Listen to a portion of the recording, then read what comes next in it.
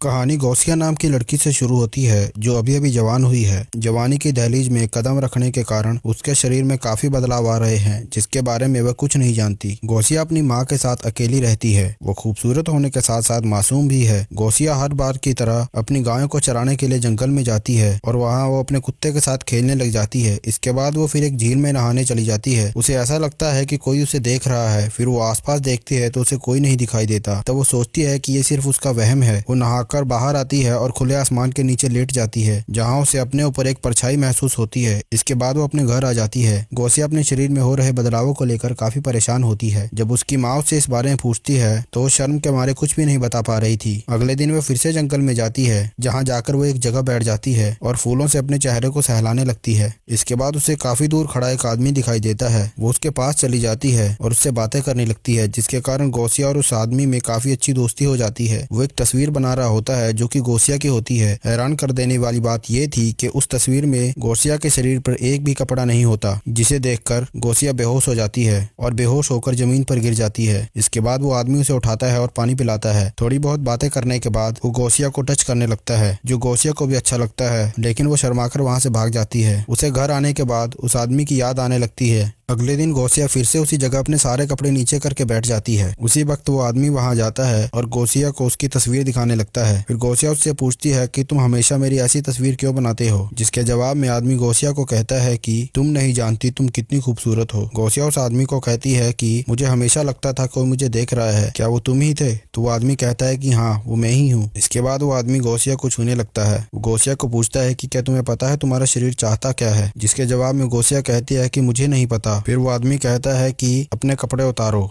गौसिया उसकी बात मान लेती है। फिर वो आदमी उसे टच करने लगता है। गौसिया को भी ये सब अच्छा लग रहा था। उसके साथ ये सब पहली बार हो रहा था, जिसके कारण वो अपना कंट्रोल खो बैठती है और वहीं उसके साथ इंटीमेट हो जाती है। गौसिया अब उस आदमी से प्यार करने लगी थी। एक दिन वो रूम में खुद को सहला रही थी जिसकी आवाजों से उसकी माँ को उस पर शक हो जाता है। अगले दिन वो अपनी गायों को लेकर जंगल में जाती है जहाँ वो आदमी उसे फिर से मिलता है। वो आदमी उसे दुनिया के और तौर तरीके भी सिखा रहा था। एक दिन वो दोनों एक पेड़ के नीचे बैठे होते हैं जहाँ वो आदमी उसे एक किताब देता है और उसे कहता है कि अगर तुम्हें कभी भी कुछ जानना हो तो इसे पढ़ लेना। तो गौसिया कहती है कि मुझे पढ़ना नहीं आता। वो आदमी कहता है कि कोई बात नहीं, इसमें कई सारी तस्वीरें बनी हैं जिन्हें देखकर तुम सब समझ जाओगी। इसके बाद वो दोनों क्लोज आने लगते हैं। तभी गौसिया देखती है कि कई सारे बच्चे उन्हें देख रहे हैं। वो गौसिया को कहता है कि बच्चों पर ध्यान मत दो। इसके बाद गौसिया किताब लेकर घर आ जाती है और उसे पढ़ने लगती है। तभी उसे अपनी माँ की आवाज सुनाई देती है जिसे सुनकर वो किताब छुपाने लगती है, लेकिन उसकी माँ को सब पता चल जाता है। वो उसे कहती है कि तुम्हारे पास ये किताब कहाँ से आई? गौसिया कहती है कि मुझे किताब जंगल में पड़ी मिली, लेकिन उसकी माँ को उस पर विश्वास नहीं था। वो उसे कहती है मुझे पता है कि तुम जंगल में क्या करने जाती हो और अगर तुम प्रेग्नेंट हो गई तो मैं तुम्हें छोड़ूंगी नहीं। वो उसे कहती है कि हम अगले संडे चर्च जाएंगे जहाँ जाकर तुम्हें फादर के सामने सब कुछ एक्सेप्ट करना होगा। संडे वाले दिन वो दोनों फादर के पास जाते हैं जहाँ गौसिया फादर को सब कुछ बता देती है। वो कहती है मुझे पता है ये सब गलत है, लेकिन क्या करूँ, मेरा खुद पर कंट्रोल नहीं है। उसकी सारी बातें सुनकर फादर गौसिया की माँ को कहता है कि वो अभी बच्ची है, उसे नहीं पता कि क्या सही है क्या गलत है। इस उम्र में ऐसी गलतियां हो जाती हैं। तुम उसे लेकर डॉक्टर के पास जाओ ताकि ये पता चल सके कि गौसिया कहीं प्रेग्नेंट तो नहीं। गौसिया की माँ उसे लेकर डॉक्टर के पास जाती है। जो डॉक्टर उन्हें बताता है